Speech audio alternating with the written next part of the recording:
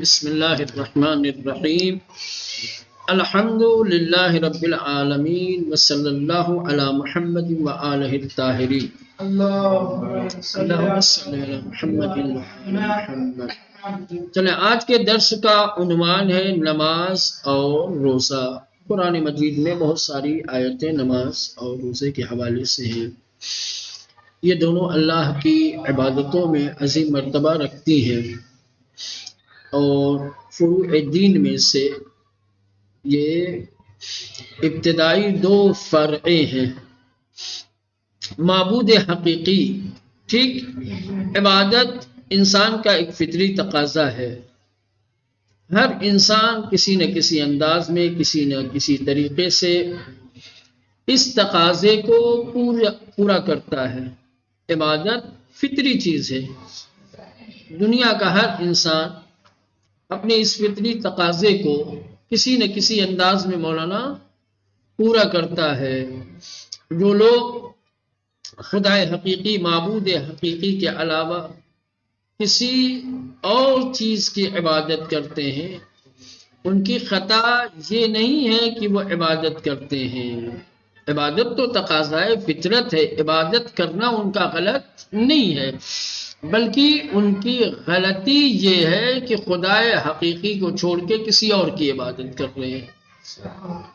جو عبادت کے لائق نہیں ہیں ان کی عبادت کر رہے ہیں۔ ٹھیک، معبود کی وجہ سے ان کی عبادت غلط ہے، واللہ عبادت تو ایک فطری تقاضا ہے۔ جو لائق عبادت ہے اگر اس کی عبادت کرے تو یہی عبادت کیا ہے؟ ہاں، عبادت حقیقی ہے اور قابل تحسین ہے، اور یہی عبدیت کا تقاضا ہے۔ اگر اللہ نے اپنی ذات مقدس کی صفات کو معبود حقیقی بیان کیا ہے اور اللہ نے صرف اپنی عبادت اور بندگی کی دعوت دی ہے، کائنات میں رب کریم کے علاوہ کوئی اور بندگی اور پرستش کے قابل نہیں ہے، اسی لیے اللہ نے عبادت کے لیے صرف اور صرف اپنی ذات کو بیان کیا ہے اور عبادت کو اپنی ذات سے مخصوص کیا ہے۔ چنانچہ ارشاد ہوتا ہے اننی انا اللہ لا الہ الا انا فاعبدنی، بے شک میں تمہارا پروردگار ہوں، میں رب ہوں، میں خالق ہوں، لا الہ الا انا، کوئی معبود نہیں، کوئی خالق نہیں میرے علاوہ، فاعبدنی، خالق میں ہوں، رب میں ہوں، تو عبادت بھی میری کرو۔ حقیقت یہی ہے کہ صرف اسی کی ذات لائق عبادت ہو سکتی ہے جس کے اندر تمام صفات جمال و کمال موجود ہیں۔ اللہ کی ذات کے علاوہ کوئی اور ایسی ذات نہیں ہے کہ جس کے اندر تمام صفات جمال و کمال ہوں۔ وہ خدا جو اپنے بندوں کے لیے بہترین ناصر و مددگار ہے، لہذا بہتر یہی ہے کہ اسی کی عبادت کی جائے اور صرف اسی کی بارگاہ میں، اسی کے سامنے اپنی جبین نیاز کو، اپنی پیشانی کو خم کیا جائے، جھکایا جائے۔ فَأَقِيمُوا الصَّلَاةَ وَآتُوا الزَّكَاةَ وَاعْتَصِمُوا بِاللَّهِ، تم سب نماز قائم کرو، زکوٰۃ ادا کرو، وَاعْتَصِمُوا بِاللَّهِ، اور اللہ سے متمسک ہو جاؤ، خدا کی ذات سے وابستہ ہو جاؤ۔ هُوَ مَوْلَاكُمْ، بھائی تمہارا سرپرست ہے، بھائی تمہارا حاکم ہے۔ فَنِعْمَ الْمَوْلَى وَنِعْمَ النَّصِيرُ، اتنا بہترین حاکم اور سرپرست ہے اور اتنا بہترین مددگار ہے۔ اب دیکھیں یہ ساری جو صفات بیان کی گئی ہے، مولاکم، نعم المولا، نعم النصیر، سمجھ رہے ہیں، یہ سب انسان کو اس بات کی طرف دعوت دیتی ہے کہ جو تمہارا بہترین مولا ہے، جو تمہارا بہترین مددگار ہے، جو تمہارا بہترین سرپرست ہے، عبادت اس کی کرو، ہے نا؟ اس کو چھوڑ کر کے کسی اور کی عبادت سوائے ذلت و گمراہی کے اور کیا ہو سکتی ہے؟ اعتبار صورت یہ نماز اور روزہ عبادت بندگی کے سلسلے میں جو بیان جاری ہے، ٹھیک ہے، تھوڑی سی وضاحت کی تھی کہ عبادت کی حقیقت کیا ہے، عبادت کس کی ہونی چاہیے، عبادت کے لائق کون ہے، وہ بیان کیا۔ اب نماز کا مقصد، اللہ نے جتنے بھی فریضے وظائف خصوصاً عبادتیں جو رکھی ہیں، جو تکلیفیں انسان کو دی ہیں، ان سب کا فلسفہ ہے، ان سب کا ہدف ہے اور مقصد ہے۔ خداوند متعال حکیم ہے، بغیر کسی حکمت کے وہ انسان کو کسی چیز کی تکلیف تھوڑی دے گا۔ تو اللہ نے اگر اپنے بندوں کو تکلیفیں دی ہیں، کچھ چیزوں کو اگر واجب کی ہیں، تو ان واجب چیزوں کے کچھ اہداف ہیں، کچھ مقاصد ہیں، اور جتنے اہداف و مقاصد ہیں ان سب کی بازگشت، ان سب کا اثر، ان سب کا فائدہ مولانا مکلف کو پہنچتا ہے، مکلف کو ہونے والا ہے، اس کو نہیں، بے نیاز ہے۔ سمجھ رہے ہیں؟ تو عبادتوں کے فلسفے ہیں۔ نماز کے سلسلے میں چونکہ درس چل رہا ہے، نماز کا بھی ایک مقصد ہے، نماز کا بھی ہدف ہے۔ اللہ نے نماز کو یوں ہی واجب نہیں کیا ہے، بلکہ کسی ہدف اور کسی مقصد کے لیے واجب قرار دیا ہے۔ نماز کو اللہ نے اس لیے فرض کیا ہے، وہ واجب کیا ہے، تاکہ انسان کے دلوں میں ہمیشہ خدا کی یاد رہے، انسان ہمیشہ خدا کی یاد کے ساتھ زندگی گزارے۔ 5 وقت نمازیں اس لیے فرض کی گئی ہیں کہ جب انسان 5 وقت مصلی عبادت پہ آئے گا تو اب یہ وقتی طور پر خدا کی یاد اور خدا کی بارگاہ میں حاضری اس کو دوسرے لمحات میں بھی خدا کی یاد دلائے گا۔ رات جیسی ختم ہوئی، صبح کا آغاز کر رہا ہے، اور خدا کی بارگاہ میں نماز پڑھو، خدا کو پہلے یاد کرو، ٹھیک، خدا کو یاد کر لیا، پھر لگ گئے دنیا کے کاروبار میں، دوپہر ہوئی، ایک پہر گزرا، پھر آؤ خدا کی بارگاہ میں، ہے نہیں؟ ہاں، تاکہ اگر بھول گئے ہو کاروبار دنیا میں مصروف اور مشغول ہو کر کے، تو ایک بار پھر نماز پڑھ کر کے خدا کی یاد کو تازہ کرو، ٹھیک، نماز پڑھ لی، پھر فارغ ہوئے، پھر ہو سکتا ہے استراحت میں، کام میں، ہے نا، مشغولیت میں خدا کو بھول جاؤ، پھر کہا نماز پڑھو، نماز عصر، ایک پہر گزرا ہے، پھر خدا کو یاد کرو، عصر کی نماز پڑھ لی آپ نے، ٹھیک، ہو سکتا ہے پھر کوئی بھول جائے، یہ تھوڑے تھوڑے ایک ایک پہر گزرتا جا رہا ہے، اور مولانا اللہ نے ہر پہر کے بعد ایک فریضہ رکھا ہے، نماز ایک واجب کی ہے، وہ اسی لیے تاکہ انسان کیا ہے، خدا کو بھولنے نہ پائے، انسان کے دلوں میں ہمیشہ خدا کی یاد رہے۔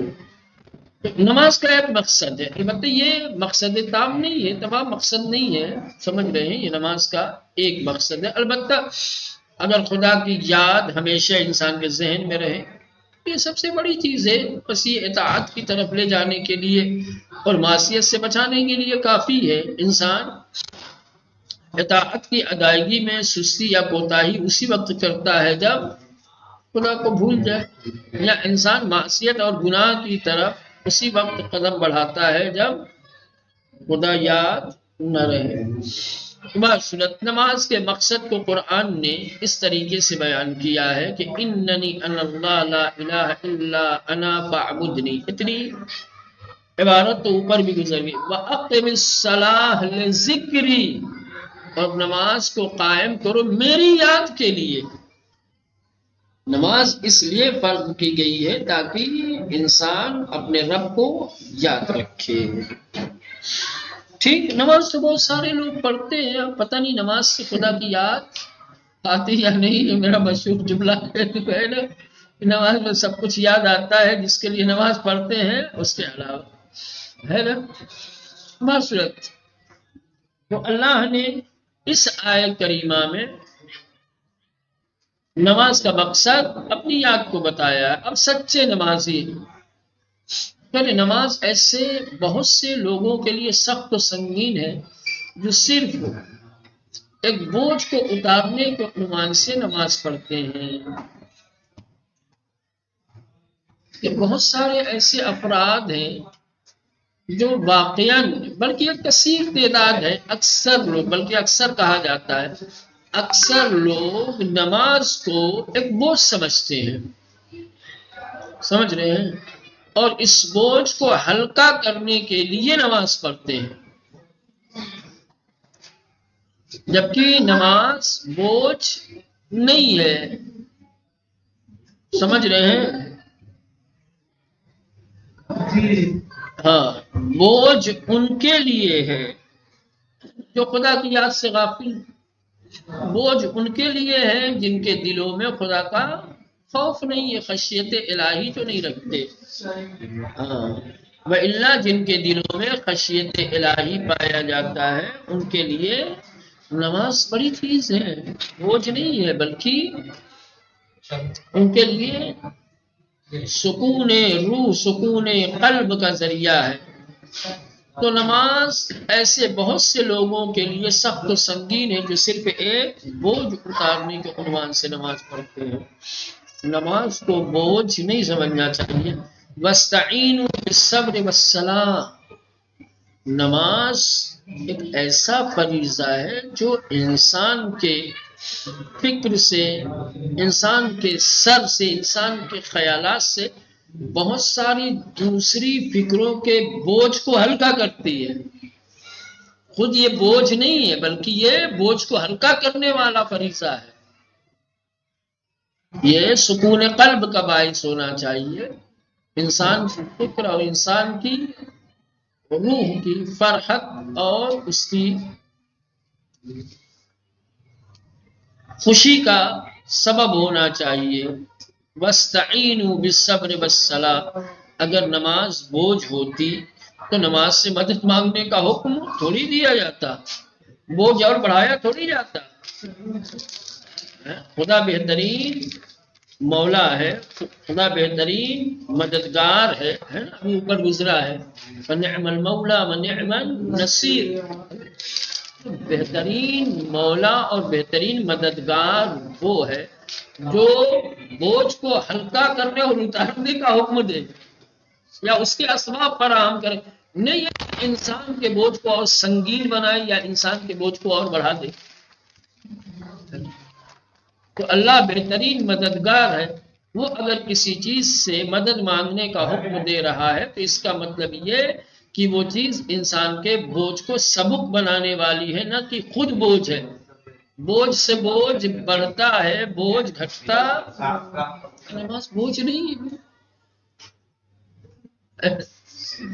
وَاسْتَعِینُوا، تم سب مدد طلب کرو، بالصبر، صبر سے، والصلاۃ، اور نماز مددگار ہے، نماز معاون ہے، نماز بوجھ کو ہلکا کرنے کا بہترین وسیلہ و ذریعہ ہے۔ لیکن وہ سمجھتے ہیں وہ لوگ جن کے دلوں میں خشیت الہی نہیں ہے، بوجھ وہ لوگ سمجھتے ہیں جو یہ لوگ بوجھ نہیں سمجھتے۔ وَإِنَّهَا لَكَبِيرَةٌ، یہ بہت بڑی چیز ہے، بڑی سنگین چیز ہے، بڑی سخت اور مشکل چیز ہے یہ نماز، إِلَّا عَلَى الْخَاشِعِينَ، مگر ان لوگوں کے لیے کہ جو اپنے دلوں میں خشیت الہی رکھتے ہیں، خوف خدا جو رکھتے ہیں، ان کے لیے مولانا یہ سکون کا ذریعہ ہے، ان کے لیے آرامش کا، ان کے لیے روح کے لیے غذا ہے، ان کی فکروں کو سبک اور ہلکا بنانے والی چیز ہے، نہ کہ چلے صرف ان لوگوں کا ذہن نماز کی شیرینی سے شیرین ہوتا ہے جو معبود کی عظمت و قدرت کے سامنے سر جھکائے رہتے ہیں، نماز میں خشوع کے نتیجے میں کامیابی و کامرانی نصیب ہوتی ہے۔ اور جو ہے یہ بڑی بات یہ ہے کہ نماز بہت سارے لوگ بہت سمجھتے ہیں، لیکن جن کے دلوں میں خشیت الہی ہے وہ نماز کو بوجھ نہیں سمجھتے بلکہ بوجھ کو ہلکا کرنے والا سامان سمجھتے ہیں۔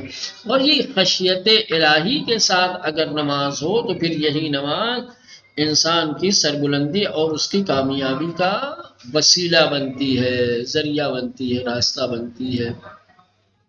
ہماری نمازیں با اثر اسی لیے نہیں ہے، ہماری نمازوں میں اثر اسی لیے نہیں، ہمیں نمازوں سے کمال، ہمیں نمازوں سے معراج اس لیے نہیں حاصل ہوتی کہ ہم نماز کو خشیت کے ساتھ نہیں پڑھتے، ہم وہ سمجھ کے مولانا اتارنے کی کوشش کرتے ہیں۔ بھائی کہتے ہیں کہ نماز میں خشوع کے نتیجے میں کامیابی اور کامرانی نصیب ہوتی ہے۔ قرآن کہتا ہے قد افلح المؤمنون، بالتحقیق فلاح پا گئے ایمان والے۔ کون ایمان والے؟ الذین هم فی صلاتهم خاشعون، فلاح اور کامیابی وہ پا گئے جو اپنی نماز میں خشوع خاشع ہیں، خشوع کے ساتھ، خوف عظمت الہی کا خوف جن کے دلوں میں ہے۔ اب ظاہر سی بات ہے، اب جب خشوع کے ساتھ کامیابی جڑی ہوئی ہے تو آدمی جب خشوع کے ساتھ پڑھے گا تبھی تو کامیابی ملے گی۔ ظاہر ہے کہ ایسی نماز سے انسان کے دل کے گلستان میں تمام فضائل کے پھول کھلتے رہتے ہیں اور اس کو محسن، نیکی کرنے والا اور مومن کے لقب سے نوازا جاتا ہے۔ عجیب ہے۔ دیکھیں قرآن مجید کی خوبصورتی یہ ہے، اور صحیح حقائق سے آشنائی اس وقت ہوگی، قرآنی حقائق سے، جب ایک موضوع کی تمام آیتوں کو ایک جگہ رکھ کر کے سمجھ رہے ہیں، تحقیق اور بررسی کریں گے اور نتیجہ اخذ کریں گے، نکالیں گے، تب جا کر کے جو ہے بات روشن ہوگی اور واضح ہوگی۔ سمجھ رہے ہیں؟ خالی کسی ایک آیت کو لے کر کے ایک کلی نتیجہ نکالنے کی کوشش کی جائے تو نتیجہ صحیح نہیں نکلے گا۔ سمجھ رہے ہیں؟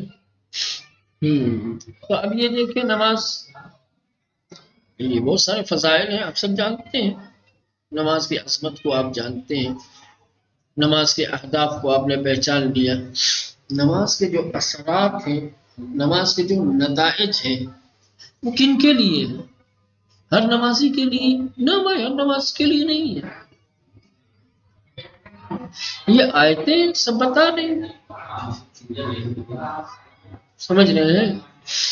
اولا نماز بوجھ نہیں ہے، نماز بہترین مددگار ہے۔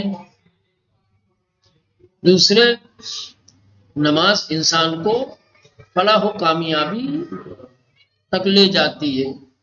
ہر نمازی کی نماز فلاح و کامیابی تک نہیں، جو خشوع و خضوع کے ساتھ نماز پڑھتے ہیں، پھر یہ نماز انسان کو محسن اور مومن حقیقی بناتی ہے۔ پھر قرآن ایمان کی سند دیتا ہے اس نمازی کو، ہدی و رحمت للمحسنین، مولانا محسن، نیکی کرنے والا اور مومن کے لقب سے قرآن اگر کسی مومن کہہ دے مولانا تو پھر یہ بہت بڑا امتیاز ہے انسان کی، بہت بڑی ہدی و رحمت للمحسنین، یہ ہدایت اور رحمت ہے محسنین کے لیے۔ یہ محسنین کون ہیں بھائی؟ جن کے لیے اللہ جو ہے ہدایت اور رحمت کا اعلان کر رہا ہے۔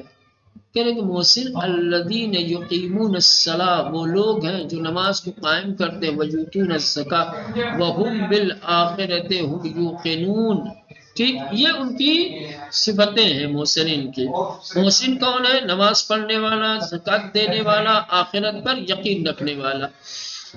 اب یہ اگر صفتیں ہیں تو پھر کیا ہو مولانا؟ محسن ہو۔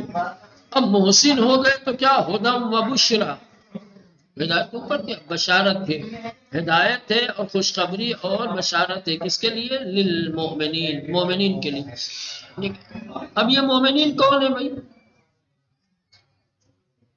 الذین یقیمون الصلاۃ ویؤتون الزکاۃ وهم بالآخرۃ هم یوقنون، یعنی محسن اور مومن الگ نہیں ہے، جو محسنین ہے وہی مومنین ہے۔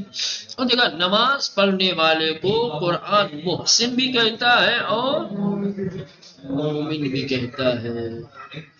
جب محسن کون ہے؟ جس کے لیے اللہ نے ہدایت اور رحمت کا اعلان کیا، وہی جو نماز پڑھتے ہیں، زکوٰۃ دیتے ہیں اور آخرت پر یقین رکھتے ہیں۔ ہدایت اور بشارت ہے ایمان والوں کے لیے۔ ایمان والے کون ہیں؟ وہی جو نماز پڑھتے ہیں، زکوٰۃ دیتے ہیں اور آخرت پر یقین رکھتے ہیں۔ چلو رسول اللہ صلی اللہ علیہ وآلہ وسلم کی تبلیغ اور انذار کا صرف اسی کے دل میں اثر ہوتا جو آپ کی تبلیغ کے بعد تنہائی میں اللہ سے ڈرے اور نماز کرے۔ اب یہ بھی دیکھیں، یہ تو ابھی باتیں کچھ اور جہت سے ہو رہی تھی، گفتگو کا رخ کچھ اور تھا۔ اللہ کے نبی نے جو 23 سال رسالت کی ذمہ داریاں ادا کی ہیں، جو تبلیغ کی ہے، تبلیغ پیغمبر کا کس کے دل میں اثر ہوتا ہے؟ جو تنہائی میں اللہ سے ڈرتا ہے اور نماز قائم کرتا ہے۔ جو شخص خشیت الہی نہیں رکھتا، جو شخص خضوع و خشوع کے ساتھ نماز نہیں پڑھتا، اس کے دل پہ تبلیغ پیغمبر کا اثر بھی خالی نماز نہیں، نماز اپنے شرائط کے ساتھ جو اوپر ہم نے پڑھے، ٹھیک ہے، خوف خدا اور نماز، یہ وہ چیزیں ہیں کہ جو انسان کے دل میں تبلیغ پیغمبر کے اثر کا زمینہ فراہم کرتے ہیں۔ کہتے ہیں رسول خدا کی تبلیغ اور آپ کے انذار کا اثر اسی دل پہ ہوتا ہے جو تبلیغ کے بعد تنہائی میں اللہ سے ڈرے اور نماز قائم کرتا ہے۔ انما تنذر الذین یخشون ربهم بالغیب واقاموا الصلاۃ، بس تنذر الذین، تم ڈراؤ ان لوگوں کو، یخشون ربهم بالغیب، جو تنہائیوں میں اللہ سے ڈرتے ہیں، واقاموا الصلاۃ، اور نماز قائم کرتے ہیں۔ چلو یہ نماز کی اہمیت کے بارے میں اور نماز کے فضائل اور نماز کے اثرات کے بارے میں اتنا کچھ بتایا۔ اب دوسری عبادت جو روزہ ہے، روزے کے بارے میں بعد میں پڑھیں گے انشاءاللہ۔